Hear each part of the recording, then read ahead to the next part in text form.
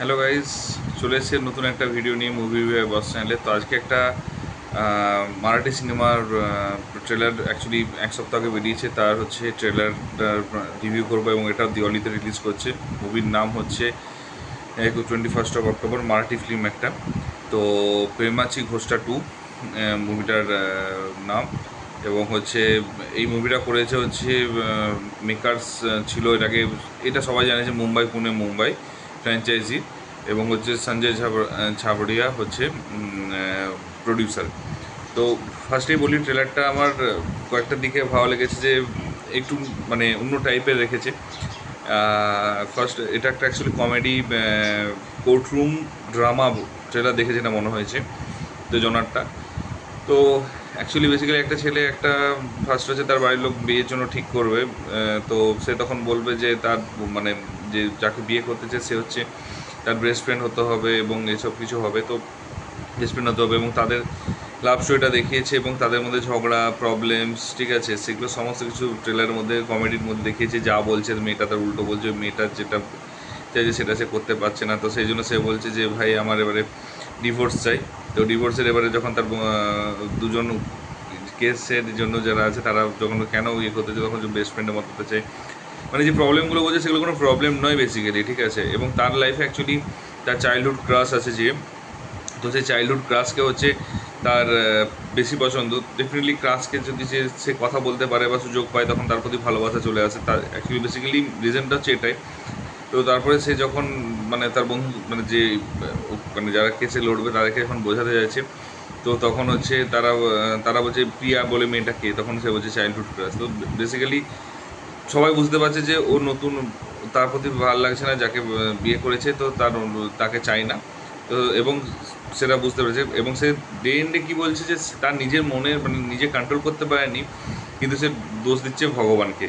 তো ভগবানকে যখন দোষ দিচ্ছে, তো হঠাৎ করে সকালবেলা উঠে দেখছে যে হচ্ছে হঠাৎ করে স্বর্গে দেখতে পেয়েছে এবং এবং যাদেরকে শেয়ার করছিল তারা অ্যাকচুয়ালি ভগবান। তারা তখন বলে সব কিছু আমাদের উপর দোষ দিও না। তো সে আরেকটা অপরচুনিটি দিল যে ঠিক আছে, তারা তোমার লাইফটা চেঞ্জ করার জন্য একটা অপরচুনিটি দিচ্ছি, তুমি সেটা করে নাও।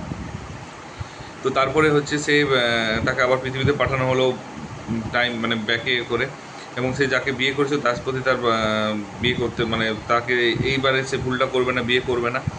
এবং সে যে ক্রাশ আছে তাকেই বিয়ে করার প্ল্যান করে নামবে। বাট তারপরে হচ্ছে যখন সে যাকে বিয়ে করেছিল এবং যাকে ডিভোর্স দেবে, তো তার যখন বিয়ে হচ্ছে তখন সে দেখতে পাচ্ছে এবং তার একটা মনের ভিতর ফিলিংস আসছে, মনটা খারাপ লাগছে। তো সেই মোমেন্টে হচ্ছে ও নিজে রিয়েলাইজ করবে আই থিঙ্ক, এবং বাকিটা ট্রেলার দেখা যায়নি। তো আমি স্টোরিটা বাকিটা বলে দিই, তার ফিলিংস বুঝতে পারবে এবং সে বুঝে যাবে যে ক্রাশই হয়, ভালোবাসার মানুষ এবং কতটা ভালোবাসার মানুষ সেটা বুঝতে পেরেছে। এবং সে তখন আবার হয়তো ভগবানের কাছে চাইবে, ভগবান বলে আমি পসিবল নয়, তো রিকোয়েস্ট করবে, অনেক কিছু রিকোয়েস্ট করে হয়তো বা মেয়েটাকে মনে করাবে, মনে করিয়ে যাই হোক মেয়েটাকে যাকে বিয়ে করেছিল আগে, সে আইদার যেটা মনে হচ্ছে যে যেটা যেটা আইদার হচ্ছে মানে মানে ওই জন্মেই মেয়েটাকে বলবে যে প্লিজ মানে ভুল হয়েছে, আমি তোমাকে এই করেছি, তাকে কনভিন্স করিয়ে হয়তো করাবে। আর না হলে হয়তো সে ভগবানের কাছে চাইবে যে তার আগে লাইফে ফিরিয়ে দাও, তার ডিভোর্স চাই না, এবং এভাবে ডিভোর্সটাকে আটকাবে। খুব সুন্দর অ্যাকচুয়ালি এটা কিন্তু মেসেজটা দিয়েছে। এখনকার দিনে যেটা বেশিরভাগ ছেলে বা মেয়েদের জন্য হয়, যে তারা হচ্ছে সাময়িকভাবে হচ্ছে বিয়ে করার পর জাস্ট কয়েকজন কেউ যদি সময়, কোনো ছেলের ক্ষেত্রে মেয়ে, কোনো মেয়ের ক্ষেত্রে ছেলে যদি একটু সময় দিয়ে একটু টাইম স্পেন্ড করে দেয়, সেটাকে সে ভালোবাসার চোখে দেখে। কিন্তু বেসিক্যালি সেটা কিন্তু অ্যাকচুয়ালি ভালোবাসার চোখে নয়। সেটা যখন সে রিয়েলাইজ করবে একটা সম্পর্ক ডিভোর্সের দিকে এবং সম্পর্কটা ভেঙে যাবে, এবং যখন এখনকার দিনে যে খুন খারাপি যেগুলো হচ্ছে, এটা কিন্তু কমেডি কোর্টরুম ড্রামার মধ্যে এটা বুঝিয়েছে যে ভাই, যাকে তুমি ভালোবাসো, যাকে তুমি বিয়ে করছো, যে তোমার অর্ধাঙ্গিনী, তাকে তোমার সে অ্যাকচুয়ালি ভালো, সে অ্যাকচুয়ালি খারাপ নয়। তুমি অন্যজনের প্রতি আসক্তি হয়ে পড়েছো, সেটা তোমার প্রবলেম, সেটা কিন্তু ভগবান বা তার প্রবলেম নয়। তো সেটা একদম অ্যাকচুয়ালি এই মেসেজটা দেবে আমার যা মনে হয়। এবং ডে এন্ড ডে হচ্ছে হাজব্যান্ড যদি ঠিক থাকে বা ওয়াইফ যদি ঠিক থাকে, তাদের সম্পর্ক কোনোদিনই ভাঙতে পারে না, থার্ড পার্সন যতক্ষণ না আসবে। তো আমার মনে হচ্ছে এই স্টোরিটা এরকম হবে এবং একটা সোশ্যাল মেসেজও দেবে এরকম, এবং তাদের মিলনও হবে আশা করা যেতে পারে। এবং এবং সেটাকে মানতে বাধ্য হবে যে প্রিয়া বলে যে ক্রাশ আস্তে ইয়ে করেছে, সেটাও তার মনের ভুল অ্যাকচুয়ালি।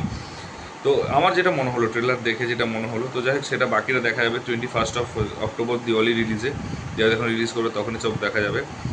আর যদি তোমরা দেখে না থাকো, তোমরা দেখতে পারো ইউটিউবে গিয়ে, যদি কেউ দেখে থাকো ট্রেলারটা কীরকম লেগেছে আমার, যে আমি যে অ্যাজিউম করেছি সেটা কি মনে হচ্ছে যে সেম এরকমই, এটা ঠিক।